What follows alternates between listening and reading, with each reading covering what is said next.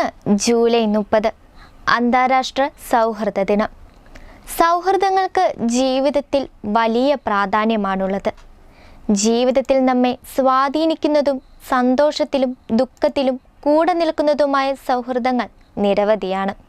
ഇത്തരം സൗഹൃദങ്ങളെ ഓർമ്മിപ്പിക്കാൻ വേണ്ടിയാണ് ജൂലൈ 30 അന്താരാഷ്ട്ര സൗഹൃദ ദിനമായി ആഘോഷിക്കുന്നത്.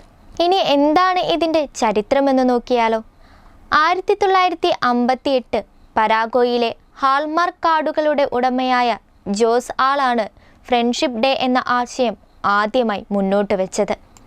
എന്നാൽ ഗ്രീറ്റിംഗ് കാർഡുകളുടെ വിൽപ്പന വർദ്ധിപ്പിക്കാനായുള്ള ഒരു തന്ത്രമായിട്ടാണ് ആളുകൾ ഇതിനെ കണ്ടത്. പിന്നീട് 2011 ഐക്യരാഷ്ട്രസഭ ജൂലൈ 30 ലോക സൗഹൃദ ദിനമായി പ്രഖ്യാപിക്കുകയായിരുന്നു. ലോകമെമ്പാടും വ്യത്യസ്ത രീതികളിലാണ് ഈ ദിവസം ആഘോഷിക്കുന്നത്. ഇന്ത്യയിൽ ഓഗസ്റ്റ് മാസത്തിലെ ആദ്യ ഞായറാഴ്ചയാണ് ഫ്രണ്ട്ഷിപ്പ് ഡേ ആയി ആഘോഷിക്കുന്നത്.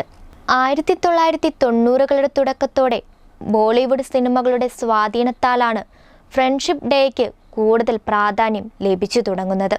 ഈ ഒരു കാലത്തായിരുന്നു യുവാക്കൾക്കും കൗമാരക്കാർക്കുമിടയിൽ ഫ്രണ്ട്ഷിപ്പ് ഡേ ആഘോഷം വ്യാപകമായി തുടങ്ങിയത്.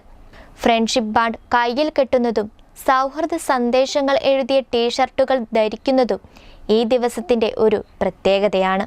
ഇന്നത്തെ കാലത്ത് ഒരു യഥാർത്ഥ സുഹൃത്തിനെ കണ്ടെത്തുക എന്നത് പ്രയാസകരമാണ്.